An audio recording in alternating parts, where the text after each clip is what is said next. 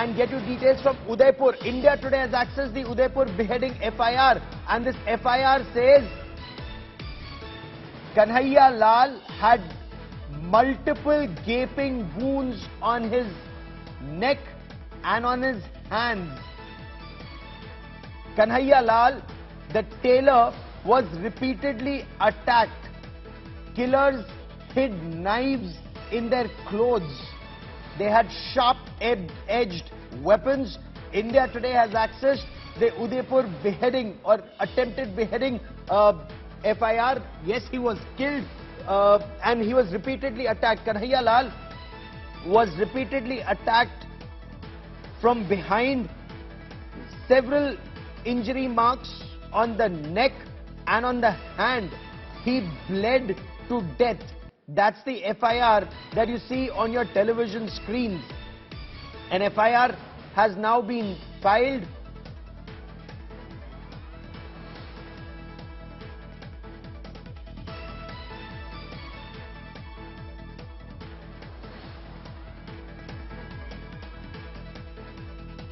More details of this beheading horror unfold as the interrogation of the two accused, Ghaus Muhammad and Muhammad Riaz, gets underway.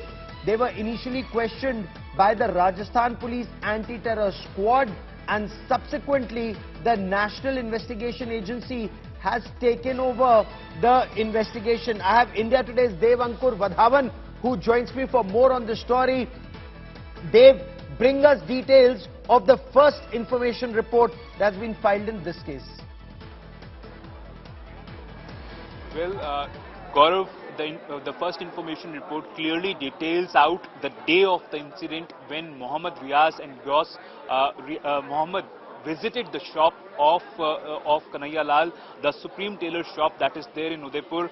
The timing of the incident is clearly detailed in the first information report, which has been filed by the son of Kanhaiya Lal. It mentions that his paternal aunt had called him up and mentioned that this incident has happened. It mentions the wounds on the body of Kanhaiya Lal. Kanhaiya Lal was grievously attacked. The murderous attack had as many as 26 wounds on his body. He was stabbed that many times, Gaurav, and out of those 26 times, 8 to 10 times, the wounds are near the neck region.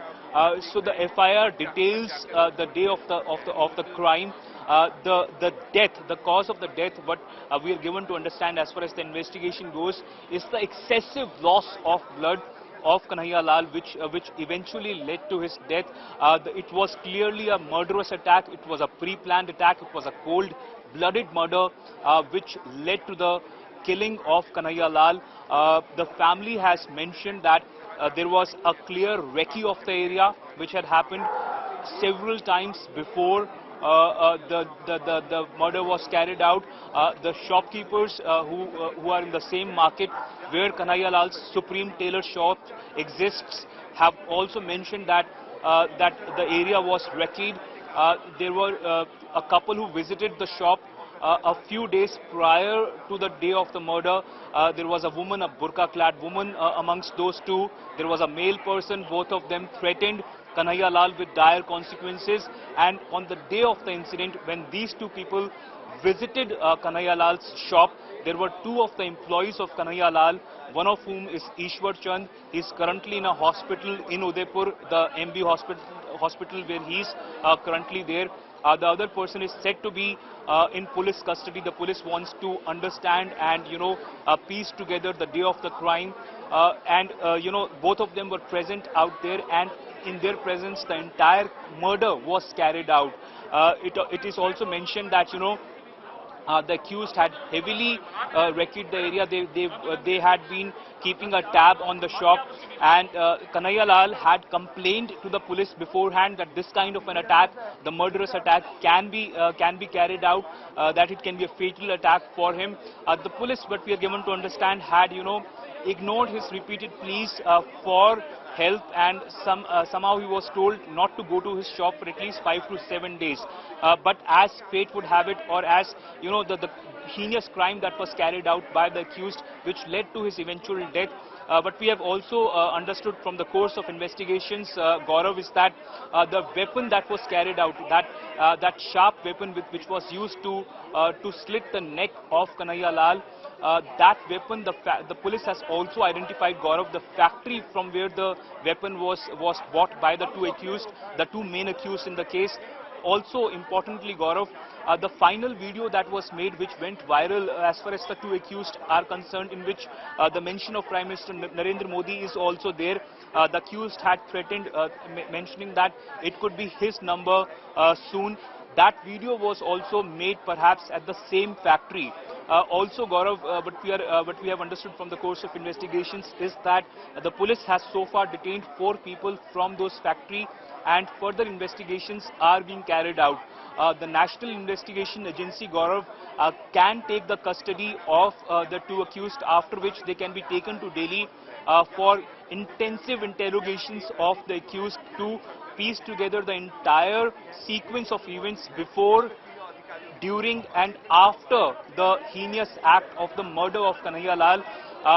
The investigation agency wants to piece together the entire puzzle, and that is why it wants to ensure that once it gets the custody of the 2 accused, the warrant is procured from the court of law. They are taken to Delhi, and over there they are intensively interrogated, so that whether they repeatedly went to Pakistan for this purpose only, and where exactly the indoctrination happened, where exactly the radicalization happened, all of that is brought together, and thereafter the police has a foolproof case, and the investigation agency has a foolproof case, and for that it wants to ensure that these people are taken to Delhi. Over there they are interrogated intensively, and how many people exactly are involved in this entire matter, that is revealed, because the family has mentioned that there were 2 people, one of whom was a burqa-clad woman. They had visited the shop several days before the murderous attack, and they had threatened Kanhaiya Lal with the murderous attack. So they want to know whether there is an involvement of more people in this or not,